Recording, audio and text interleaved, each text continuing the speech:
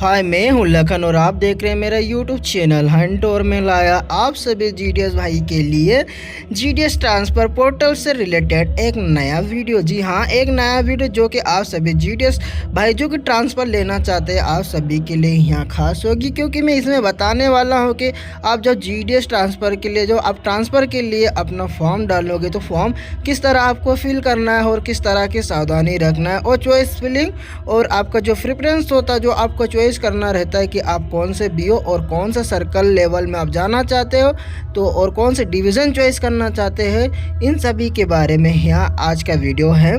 आगे बढ़ने से पहले आप सभी से मेरा एक ही राह है, यदि आपने अभी तक यूट्यूब चैनल को सब्सक्राइब नहीं करा तो आप मेरे यूट्यूब चैनल को सब्सक्राइब करें और साथ ही कमेंट जरूर करें। सब्सक्राइब नहीं करोगे तो मेरे यूट्यूब चैनल का जो नोटिफिकेशन आपके पास आएगा वो कैसे आएगा, आपको कैसे क्या नए अपडेशन के बारे में पता चलेगा। इसलिए सबसे पहले आप मेरे यूट्यूब चैनल को सब्सक्राइब करें। आपको मैं बताने वाला हूँ कि जीडीएस ट्रांसफ़र का जो पोर्टल ओपन होगा उसके बारे में, उससे आपको क्या भरना है उसमें और फिलअप कैसे करना है। जो एप्लीकेशन में है फिलअप की जो पूरी गाइडलाइन है मैं स्टेप बाय स्टेप में अपने वीडियो में बता रहा हूँ। Standard operating procedure for the Grameen Dak Seva to submit the online Rule 3 request transfer application through the portal। तो आप देख रहे हैं ना, मैं जो बताया था उसी तरह है। Department of post is introduce automated allotment process for rule 3 request transfer for the GDS BPM and GDS ABPM and Dak Seva for all units. For this online portal had been launch with the captcha submitted rule. Okay, first step हम देखते हैं step wise procedure.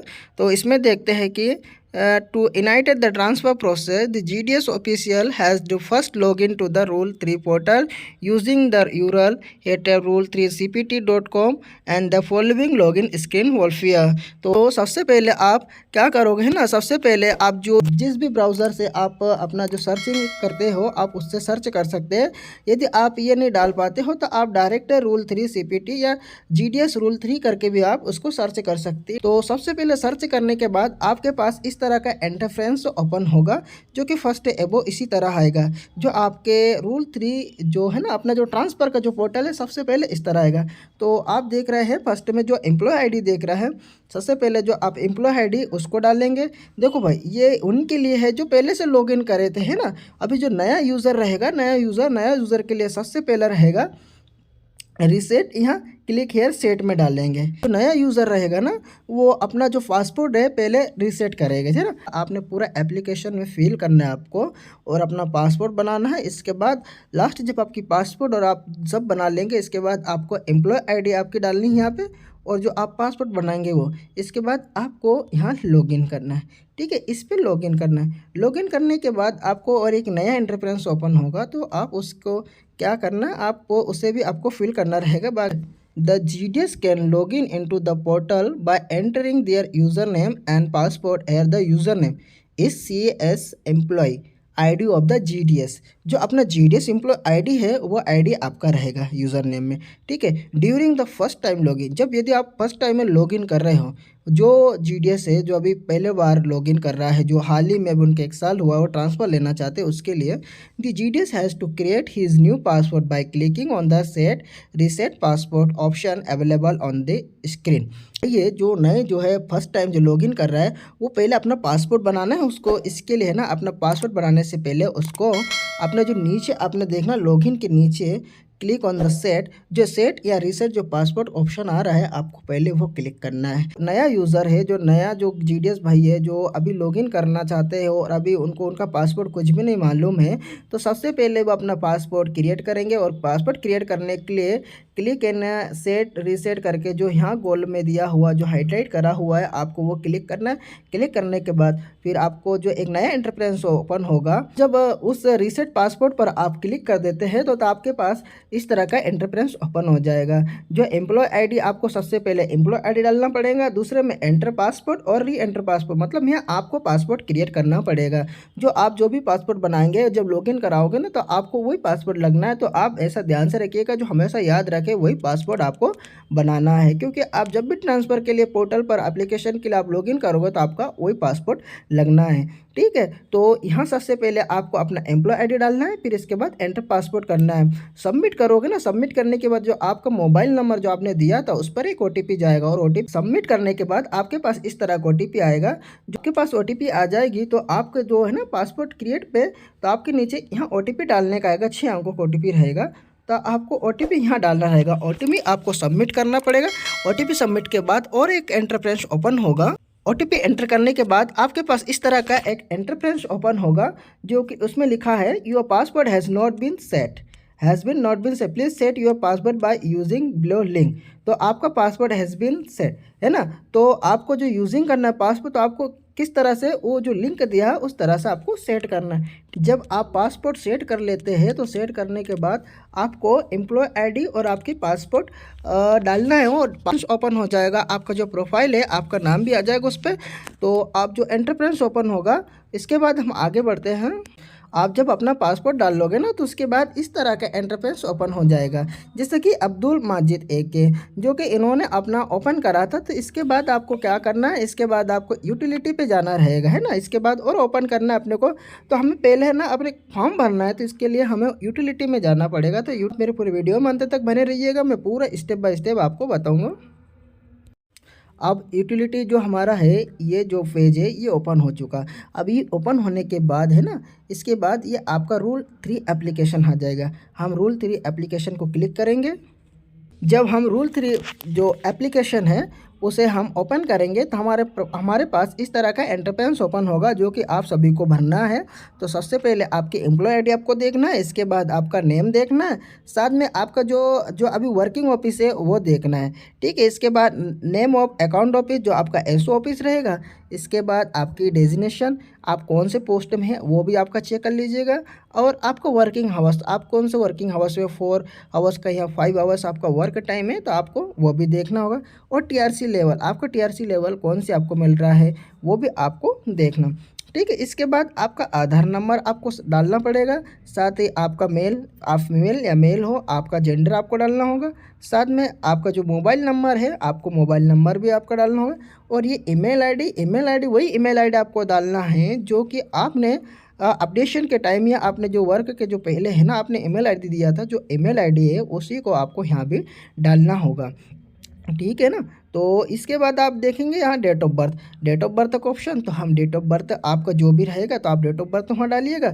इसके बाद date of engage तो आप समझते होंगे कि जब आप है ना पोस्ट ऑफिस में आप ज्वाइन लिया था, आप किस टाइम को ज्वाइन किए थे, वो आपका ज्वाइनिंग टाइम टेबल। और ड्यू डेट ऑफ डिस्चार्ज का मतलब है आप कब तक, मतलब कौन से समय या कौन से समय के पश्चात आप है ना मतलब अपने पद से सेवा अनिवृत्त हो जाएंगे, डिस्चार्ज हो जाएंगे, ठीक है ना। तो उस समय का एक ड्यू डेट रहेगा। और इसके बाद एम्प्लॉय कम्युनिटी, आप कौन सी एम्प्लॉय कम्युनिटी से, सिलेक्ट एजेंट कम्युनिटी, अगेंस्ट आप कौन सी कम्युनिटी के अंदर से सिलेक्ट हुए हो। यदि आप PW है तो PW स्टेटस यस और नो करना है, ठीक है। तो इसके बाद आपको ये नीचे दिख रहा है एप्लीकेशन डिटेल, ठीक है। एप्लीकेशन डिटेल्स का मतलब है कि आप कौन से लेवल से आपके अप्लाई, ग्राउंड लेवल से या दूसरे लेवल से आप करना चाहते हो अप्लाई। तो यहाँ आपका पूरा डिटेल आपको बताया था। आपको वर्किंग हावर्स करना रहेगा भरना, TRC लेवल भी, आधार नंबर भी, email ID भी, एम्प्लॉय कम्युनिटी भी, और सिलेक्टेड अगेंस्ट कम्युनिटी, और PW स्टेट और कंपनी स्टेटस, ये सब आपको फिल करना पड़ेगा। यदि आप दोनों जगह जो आपका डिटेल्स, एप्लीकेशन डिटेल्स और एम्प्लॉय डिटेल आप दोनों भर लेंगे, जैसे कि एप्लीकेशन डिटेल में आप लोग को भरना था अप्लाइंग ग्राउंड्स और number of time rules available है ना, जो 3 अवेलेबल है, और लास्ट अवेलेबल डेट जो है वो डालना रहेगा। इसके बाद आपको क्या करना रहेगा मैं आपको बता रहा हूँ। आप यदि आपको कुछ भी मिस्टेक हो जाती तो वो एरर बता देगा, तो इसलिए आप पूरी तरह अपना सही जो भी रहेगा आपका पूरा सही आपको भरना पड़ेगा। और जब आप जो क्लिक कर लेंगे ना, उसके बाद पूरे सबमिट होने के बाद आफ्टर एडिंग प्रेफरेशन, तो आपको प्रेफरेशन के लिए यहाँ ऑप्शन आएगा जैसा चॉइस योर प्रेफरेशन, उसके जो थर्ड ऑप्शन रहेगा है ना, इस प्रकार जो इंटरफेरेंस आ जाएगा आपको उसको चॉइस करना रहेगा।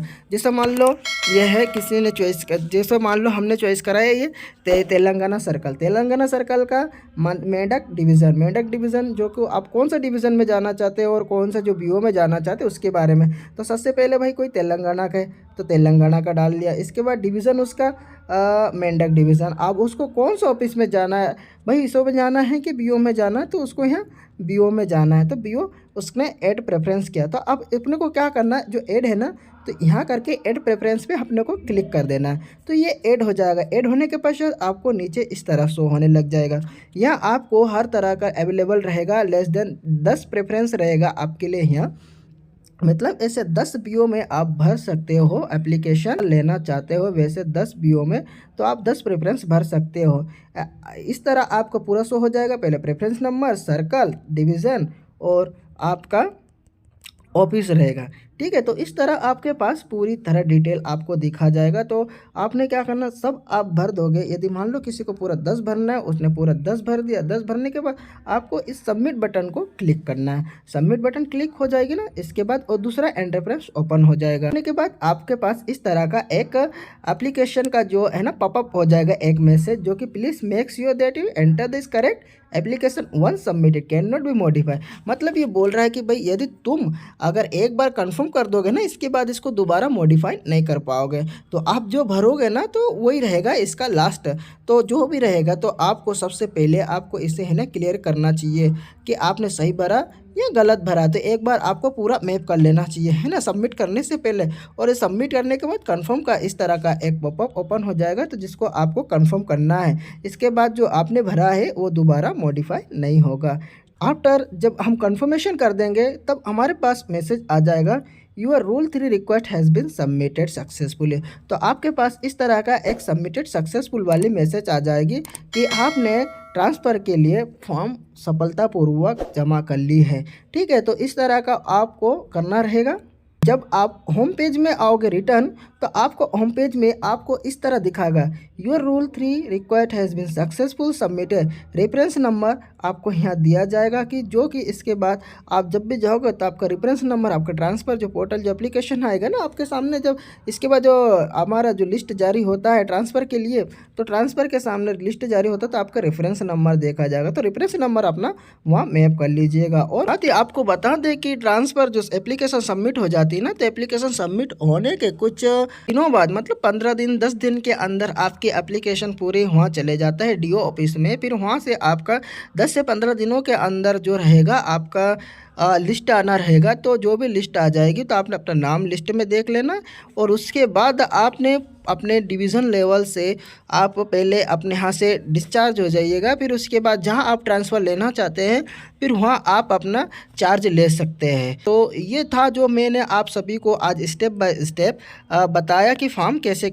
आई होप कि मैंने आज आप सभी को, जो कि आप सभी ने जो अभी तक किसी ने नहीं समझा होगा, जो नए भाई है जो अभी एप्लीकेशन फॉर्म भरेंगे जो रूल 3 के लिए ट्रांसफ़र के लिए, जो जब नए जीडीएस भाई है उनको पता नहीं होगा शायद कि फॉर्म कैसे क्या भरना था। तो मैंने आज आप सभी के लिए यहाँ जो वीडियो लाया था जो आप सभी के लिए उपयोगी होगा शायद, जो कि आप सब ने यहाँ वीडियो देखा होगा और वीडियो के माध्यम से कि भाई एप्लीकेशन किस तरह भरना है और कैसे भरना है यह आप सभी को जानकारी मिल चुकी होगी। तो यदि आपको यह वीडियो अच्छा लगा तो आपने यूट्यूब चैनल को सब्सक्राइब करना है और लाइक ज़रूर करना है। Thank you.